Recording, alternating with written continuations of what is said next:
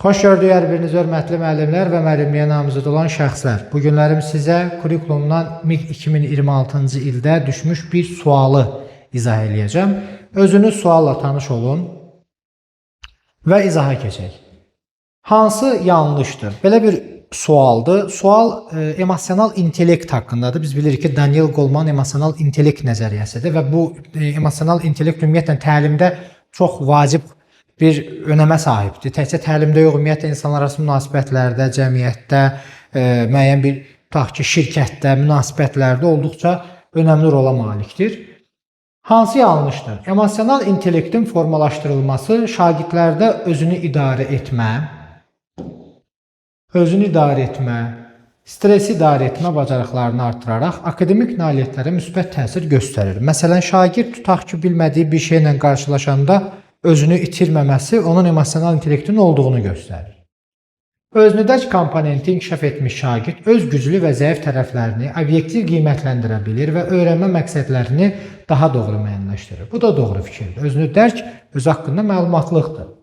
Empatiya bacarığı yüksək olan şagirdlər komanda işində və qrup tapşırıqlarında daha effektiv əməkdaşlıq nümayiş etdirirlər. Bu doğrudur. Niyə? Çünki empatiya qarşılıqlı anlaşma, ünsiyyət, bir-birini dəyər vermə kimi məsələlərlə özünü göstərir. Müəllimin dərs prosesində emosional intellekt yönümlü strategiyalardan istifadə etməsi sinifdə təhlükəsiz və dəstəkləyici öyrənmə mühiti yaradır. Doğru fikirdir. Bəli, emosional intellektin inkişafı həm şagirdlər arası ünsiyyət, konfliktlərin həlli, cəmiyyətdə düzgün şəkildə özünü ifadə etmə, özü haqqında informasiya olma, bunları həmçində şagirdlərin akademik bacarıqlarının yüksək inkişafına da şərait yarada bilir. Burada yanlış cavab E variantındadır. Şagirdin emosional intellektinin inkişafı öyrənmə prosesi ilə əlaqəli deyil, yalnız şagirdin ünsiyyət bacarıqlarına təsir edir. Yəni, bu demək istəyir ki, emosional intellekt yalnız ünsiyyətlə əlaqəlidir, akademik savada aidiyyatı yoxdur.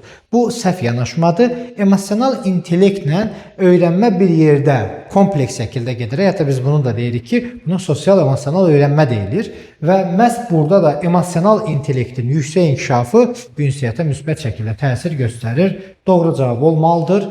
E variantı. Ümid edirəm ki, hər biriniz bu sualı doğru cavabını yazsınız. Sağ olun.